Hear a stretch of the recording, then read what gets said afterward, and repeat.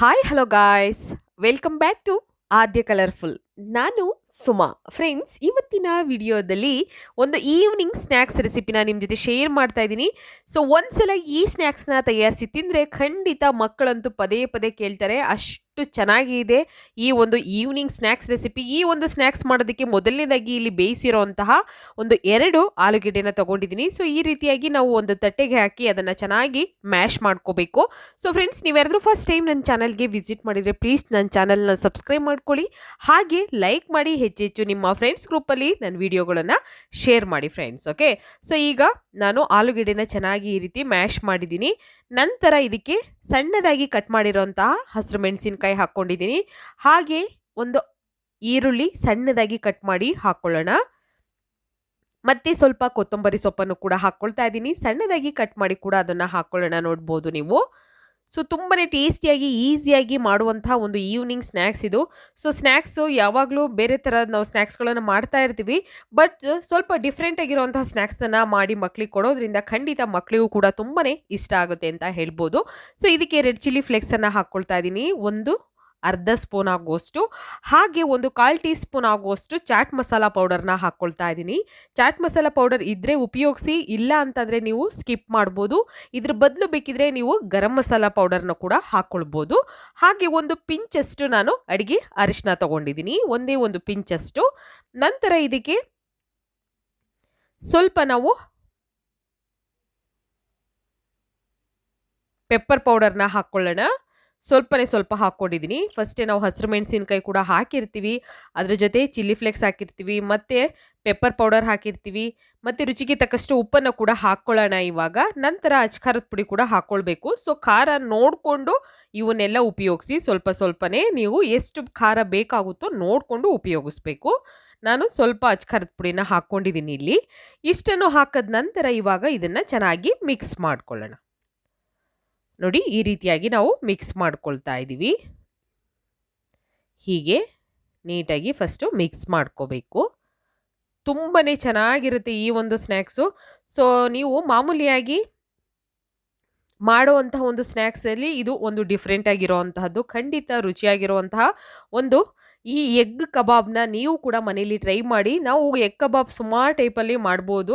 So ಕೆಲವೊಂದು ವಿಧಾನ ನಮಗೆ ಗೊತ್ತಿರೋದಿಲ್ಲ. ಖಂಡಿತ ಈ ರೀತಿಯಾಗಿ ನೀವು ಕೂಡ ಮನೆಯಲ್ಲಿ ಒಂದ್ಸಲ ತಯಾರಿಸಿ ತಿಂದರೆ ಇದರ ರುಚಿನ ನೀವು ಮತ್ತೆ ಮರೆಯೋದಕ್ಕೆ ಆಗೋದಿಲ್ಲ, ಅಷ್ಟು ಚೆನ್ನಾಗಿರುತ್ತೆ. ಸೊ ಈ ಕಬಾಬ್ ಮಾಡೋದಕ್ಕೆ ಮೊದಲನೇದಾಗಿ ಇಲ್ಲಿ ಮೊಟ್ಟೆಗಳನ್ನು ನಾನು ಬೇಯಿಸಿ ಇಟ್ಕೊಂಡಿದ್ದೀನಿ.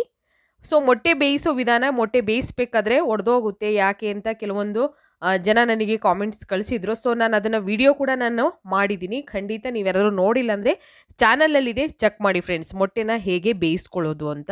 ನಂತರ ಈಗ ಮೊಟ್ಟೆಗಳನ್ನು ನಾನು ಈ ರೀತಿ ಕಟ್ ಮಾಡಿ ಫಸ್ಟು ಇಟ್ಕೊಂಡಿದ್ದೀನಿ ಒಂದು ತಟ್ಟೆಯಲ್ಲಿ. ನಂತರ ಇಲ್ಲಿ ಆಲೂಗೆಡ್ಡೆ ಮಿಶ್ರಣನ ನೋಡಿ ಕೈಗೆ ಸ್ವಲ್ಪ ಹೀಗೆ ಹಾಕ್ಕೊಳ್ಳೋಣ. ಈ ರೀತಿಯಾಗಿ ನಾನು ಆಲೂಗೆಡ್ಡೆ ಮಿಶ್ರಣ ಹಾಕ್ಕೊಂಡಿದ್ದೀನಿ. ನಂತರ ಈಗ ಮೊಟ್ಟೆ ಭಾಗ ನಾವು ಕಟ್ ಮಾಡಿದ್ದೀವಲ್ಲ ಮೊಟ್ಟೆ ಪೀಸಸ್ನ, ಈಗ ಒಂದು ಪೀಸ್ನ ಈ ರೀತಿ ಇಟ್ಟು ಇದನ್ನು ಹೀಗೆ ಕ್ಲೋಸ್ ಮಾಡ್ಕೋಬೇಕು. ನೋಡಿ, ಈ ರೀತಿಯಾಗಿ ನೀಟಾಗಿ ಕ್ಲೋಸ್ ಮಾಡ್ಕೋಬೋದು, ಅದರಲ್ಲಿ ಯಾವುದೇ ತೊಂದರೆ ಆಗೋದಿಲ್ಲ. ನಿಧಾನವಾಗಿ ನೀವು ಗಡಿಬಿಡಿ ಇಲ್ದಂಗೆ ನಿಧಾನವಾಗಿ ಈ ಥರ ಕ್ಲೋಸ್ ಮಾಡ್ಕೋಬೋದು. ನೋಡಿ, ಫೈನಲ್ ಆಗಿ ರೆಡಿ ಆಗಿದೆ. ಸೊ ಈ ರೀತಿಯಾಗಿ ನಾನು ಇವಾಗ ರೆಡಿ ಮಾಡಿಕೊಂಡು ಫಸ್ಟು ಇದನ್ನು ಇಟ್ಕೊಳ್ತೀನಿ. ನಂತರ ಇವಾಗ ಇಲ್ಲಿ ಬ್ರೆಡ್ ಕ್ರಮ್ಸ್ನ ತೊಗೊಂಡಿದ್ದೀನಿ. ಸೊ ಬ್ರೆಡ್ ಕ್ರಮ್ಸು ನಮಗೆ ಮನೆಯಲ್ಲಿ ಬೇಕಿದ್ರೂ ನಾವು ಮಾಡ್ಕೋಬೋದು, ಅಥವಾ ಅಂಗಡಿಯಲ್ಲಿ ಕೂಡ ಸಿಗುತ್ತೆ. ಸೊ ಅಲ್ಲಿಂದ ಕೂಡ ನೀವು ತಂದು ಇದನ್ನು ಉಪಯೋಗಿಸ್ಬೋದು. ಯಾರಿಗಾದರೂ ಬ್ರೆಡ್ ಕ್ರಮ್ಸ್ ಮನೆಯಲ್ಲಿ ಹೇಗೆ ಮಾಡ್ಕೊಳ್ಳೋದು ವಿಡಿಯೋ ಬೇಕು ಅಂದರೆ ಖಂಡಿತ ನನಗೆ ಕಾಮೆಂಟ್ ಸೆಕ್ಷನಲ್ಲಿ ತಿಳಿಸಿ, ನಾನು ಅದ್ರ ಬಗ್ಗೆನೇ ಒಂದು ವಿಡಿಯೋನ ನಿಮ್ಮ ಜೊತೆ ಶೇರ್ ಮಾಡ್ತೀನಿ. ಈಗ ಈ ಬ್ರೆಡ್ ಕ್ರಮ್ಸ್ಗೆ ನಾನು ಸ್ವಲ್ಪ ಉಪ್ಪನ್ನು ಸೇರಿಸ್ಕೊಳ್ತಾ ಇದ್ದೀನಿ. ಹಾಗೆ ಇದಕ್ಕೆ ಸ್ವಲ್ಪ ಪೆಪ್ಪರ್ ಪೌಡರ್ ಕೂಡ ಹಾಕ್ಕೊಳ್ಳೋಣ. ನೋಡಿ, ಇಷ್ಟನ್ನು ಹಾಕಿದ ನಂತರ ಇದನ್ನು ಚೆನ್ನಾಗಿ ಮಿಕ್ಸ್ ಮಾಡ್ಕೊಳ್ಳೋಣ ಒಂದ್ಸಲ. ತುಂಬಾನೇ ಚೆನ್ನಾಗಿರುತ್ತೆ. ನಾನು ಫಸ್ಟ್ ಆಗ್ಲೇ ಈ ವಿಡಿಯೋನ ಶೇರ್ ಮಾಡಿದ್ದೀನಿ ಎಗ್ ಕಬಾಬ್ ರೆಸಿಪಿನ. ಸೊ ನೀವು ಯಾರಾದ್ರೂ ನೋಡಿಲ್ಲ ಅಂದ್ರೆ ಚಾನಲಲ್ಲಿ ಇದೆ, ಚೆಕ್ ಮಾಡಿ. ಅದು ಒಂದು ಥರದಲ್ಲಿ ಮಾಡುವಂತಹ ಒಂದು ಎಗ್ ಕಬಾಬ್. ಸೊ ಇದು ಕೂಡ ಡಿಫ್ರೆಂಟ್ ಟೈಪಲ್ಲಿ ಮಾಡುವಂತಹ ಎಗ್ ಕಬಾಬ್. ಖಂಡಿತ ಈ ವಿಡಿಯೋ ಕೂಡ ನಿಮಗೆ ತುಂಬ ಇಷ್ಟ ಆಗುತ್ತೆ. ಸೊ ಈಗ ಇಲ್ಲಿ ನಾನು ಒಂದು ತಟ್ಟೆಯಲ್ಲಿ ನೋಡ್ಬೋದು, ಒಂದು 3 ಟೇಬಲ್ ಸ್ಪೂನ್ ಆಗುವಷ್ಟು ಮೈದಾ ಹಿಟ್ಟನ್ನು ಹಾಕ್ಕೊಂಡಿದ್ದೀನಿ. ಸೊ ಅದಕ್ಕೆ ಸ್ವಲ್ಪ ನೀರನ್ನು ಹಾಕ್ಕೊಳ್ಳೋಣ. ಈ ರೀತಿ ನೀರನ್ನು ಹಾಕಿ ಇದನ್ನು ಚೆನ್ನಾಗಿ ಮಿಕ್ಸ್ ಮಾಡ್ಕೋಬೇಕು. ಒಂದು ಕ್ರೀಮಿಯಾಗಿ ಬರಬೇಕು ನಮಗೆ. ಆ ರೀತಿಯಾಗಿ ಸ್ವಲ್ಪ ನೀರು ನೋಡಿಕೊಂಡು ಉಪಯೋಗಿಸಿ. ಈ ರೀತಿಯಾಗಿ ನಾವು ಮಿಕ್ಸ್ ಮಾಡ್ಕೊಳ್ಳೋಣ. ಸ್ವಲ್ಪ ನೀರು ಬೇಕು ಅಂದರೆ ಇನ್ನೊಂದು ಸ್ವಲ್ಪ ನೀರನ್ನು ಹಾಕ್ಕೊಳ್ಳೋಣ.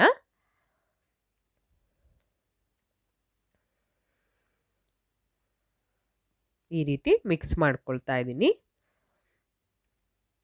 ಸ್ವಲ್ಪನೂ ಗಂಟಿರಬಾರ್ದು, ಆ ರೀತಿ ನಾವು ಮಿಕ್ಸ್ ಮಾಡ್ಕೋಬೇಕಾಗುತ್ತೆ. ಈಗ ನೋಡಿ ಕರೆಕ್ಟಾಗಿ ಆಗಿದೆ.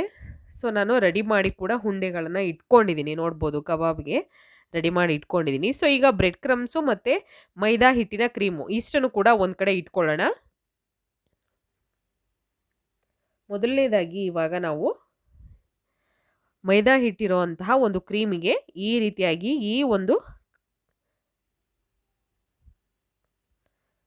ಎಗ್ ಪೀಸಿನ ಒಂದು ಕಬಾಬನ್ನು ಈ ರೀತಿ ನಾವು ಅದಕ್ಕೆ ಡಿಪ್ ಮಾಡಿ, ನಂತರ ಈಗ ಬ್ರೆಡ್ ಕ್ರಮ್ಸ್ ಇದೆಯಲ್ಲ ನೋಡಿ, ಇದಕ್ಕೆ ನಾವು ಫಸ್ಟ್ ಡಿಪ್ ಮಾಡ್ಕೋಬೇಕು. ಈ ರೀತಿಯಾಗಿ ಅದರಲ್ಲಿ ನಾವು ಈ ಥರ ರೋಲ್ ಮಾಡಿದ್ರೆ ಸಾಕು. ಒಂದು ಲೇಯರ್ ಆಗಿ ಕುತ್ಕೊಂಡ್ರೆ ಖಂಡಿತ ಟೇಸ್ಟು ಸೂಪರ್ ಆಗಿರುತ್ತೆ. ನಿಮಗೆ ಬ್ರೆಡ್ ಕ್ರಮ್ಸ್ ಇಲ್ಲ ಅನ್ನೋದಾದರೆ ನೀವು ಹಾಗೆ ಕೂಡ ಎಣ್ಣೆಲಿ ಫ್ರೈ ಮಾಡ್ಬೋದು, ಅದು ಕೂಡ ತುಂಬಾ ಟೇಸ್ಟಿಯಾಗಿರುತ್ತೆ. ಸೊ ಈ ರೀತಿಯಾಗಿ ನಾನು ಫಸ್ಟು ಈಗ ಎಲ್ಲದನ್ನು ಕೂಡ ರೆಡಿ ಮಾಡ್ಕೊಳ್ತೀನಿ. ನೋಡಿ ಎಷ್ಟು ಚೆನ್ನಾಗಿ ಒಂದು ಲೇಯರ್ ಆಗಿ ಬಂದಿದೆ ಅಂತ. ಅದ್ರ ಮೇಲೆ ಕ್ರಿಸ್ಪಿಯಾಗಿ ನಮಗೆ ಕ್ರಂಚಿಯಾಗಿ ಬರುತ್ತೆ ಬ್ರೆಡ್ ಕ್ರಮ್ಸ್ ಹಾಕೋದ್ರಿಂದ. ಸೊ ಈ ರೀತಿಯಾಗಿ ಆಗಿರುವಂಥದ್ದನ್ನು ಎಣ್ಣೆ ಬಿಸಿಗಿಟ್ಟಿದೆ ಆಲ್ರೆಡಿ. ನಾನು ನೋಡಿ ಈಗ ಎಲ್ಲ ಒಂದು ಕಬಾಬ್ ಪೀಸ್ಗಳನ್ನು ಹಾಕ್ಕೊಂಡಿದ್ದೀನಿ. ಸೊ ಈ ರೀತಿಯಾಗಿ ಸ್ವಲ್ಪ ಬ್ರೌನ್ ಕಲರ್ ಆಗಬೇಕು, ಆ ರೀತಿಯಾಗಿ ನಾವು 2 ಸೈಡ್ ಕೂಡ ಬೇಯಿಸ್ಕೊಳ್ಬೇಕು. ಸ್ವಲ್ಪ ಅದು ಕಲರ್ ಚೇಂಜ್ ಆಗೋ ಹಾಗೆ ನಾವು ಬೇಯಿಸ್ಕೊಳ್ಳೋಣ. ಮತ್ತು ಸ್ಟವ್ನ ನೀವು ಆದಷ್ಟು ಲೋ ಫ್ಲೇಮ್ ಇಟ್ಕೊಂಡೆ ಇದನ್ನು ಬೇಯಿಸ್ಕೊಳ್ಳಿ. ಯಾಕೆಂದರೆ ಒಳಗಡೆ ಈರುಳ್ಳಿ ಎಲ್ಲ ಇರೋದು ಚೆನ್ನಾಗಿ ಬೆಂದರೆ ಅದರ ಟೇಸ್ಟು ಸೂಪರ್ ಆಗಿರುತ್ತೆ. ಸೊ ಹಾಗಾಗಿ ಈಗ 2 ಸೈಡ್ ಕೂಡ ನಾವು ಹೀಗೆ ಇದನ್ನು ಬೇಯಿಸ್ಕೊಳ್ಬೇಕಾಗತ್ತೆ. ತುಂಬಾ ಟೇಸ್ಟಿಯಾಗಿರುವಂಥ ಒಂದ್ಸಲ ಈ ಸ್ನ್ಯಾಕ್ಸನ್ನು ತಯಾರಿಸಿ ತಿಂದರೆ ಮಕ್ಕಳು ಪದೇ ಪದೇ ಇದನ್ನೇ ಕೇಳ್ತಾರೆ. ಅಷ್ಟು ಟೇಸ್ಟಿಯಾಗಿರುವಂತಹ ಒಂದು ಎಗ್ ಕಬಾಬ್ ರೆಸಿಪಿನ ನಿಮ್ಮ ಜೊತೆ ಶೇರ್ ಮಾಡಿದ್ದೀನಿ ಫ್ರೆಂಡ್ಸ್. ನಿಮಗೆಲ್ಲರಿಗೂ ವಿಡಿಯೋ ಇಷ್ಟ ಆಗಿದ್ರೆ ಪ್ಲೀಸ್ ಚಾನಲ್ನ ಸಬ್ಸ್ಕ್ರೈಬ್ ಮಾಡ್ಕೊಳ್ಳಿ. ಓಕೆ, ಈಗ ಇದನ್ನು ನಾನು ಫಸ್ಟು ಈಗ ಒಂದು ಟಿಶ್ಯೂ ಪೇಪರ್ ಮೇಲೆ ತೆಗೆದಿಟ್ಕೊಳ್ತೀನಿ. ಸ್ವಲ್ಪ ನಾವು ಹಾಕ್ಬೇಕಾದ್ರೇ ದೂರನೇ ಹಾಕ್ಕೋಬೇಕು, ಅಂಟ್ಕೋಬಾರ್ದು. ಒಂದಕ್ಕೊಂದು ಅಂಟ್ಕೊಂಡ್ರೆ ಬಿಡಿಸೋದು ಸ್ವಲ್ಪ ಕಷ್ಟ ಆಗ್ಬೋದು. ಸೊ ಆಗಿದೆ ನೋಡಿ, ಕಲರ್ ಕೂಡ ತುಂಬಾ ಚೆನ್ನಾಗಿ ಬಂದಿದೆ. ಇವಾಗ ಇದನ್ನು ಒಂದು ಟಿಶ್ಯೂ ಪೇಪರ್ ಮೇಲೆ ಹಾಕ್ಕೊಂಡಿದ್ದೀನಿ. ಸೊ ನೋಡ್ಬೋದು ಎಷ್ಟು ಈಸಿಯಾಗಿ ಟೇಸ್ಟಿಯಾಗಿ ನಾವು ಮನೆಯಲ್ಲಿಯೇ ಒಂದು ಡಿಫ್ರೆಂಟ್ ಆಗಿರುವಂತಹ ಎಗ್ ಕಬಾಬ್ನ ತಯಾರಿಸುವಂತಹ ವಿಧಾನ ತುಂಬಾ ಈಸಿಯಾಗಿ ಮಾಡ್ಬೋದು. ನೀವು ಕೂಡ ಮನೆಯಲ್ಲಿ ತಯಾರಿಸಿ ಫ್ರೆಂಡ್ಸ್. ಓಕೆ, ಈಗ ಎಗ್ ಕಬಾಬ್ ರೆಸಿಪಿ ರೆಡಿಯಾಗಿದೆ. ಟ್ರೈ ಮಾಡಿ ಹೇಗೆ ಬಂತು ಅಂತ ತಪ್ಪದೇ ತಿಳಿಸಿ. ಇವತ್ತಿನ ವಿಡಿಯೋ ಇಷ್ಟ ಆಗಿದ್ರೆ ಚಾನಲ್ನ ಸಬ್ಸ್ಕ್ರೈಬ್ ಮಾಡ್ಕೊಳ್ಳಿ. ಓಕೆ, ಇವತ್ತಿನ ವಿಡಿಯೋನ ಇಲ್ಲಿ ಮುಗಿಸ್ತಾ ಇದ್ದೀನಿ. Okay friends, bye, see you.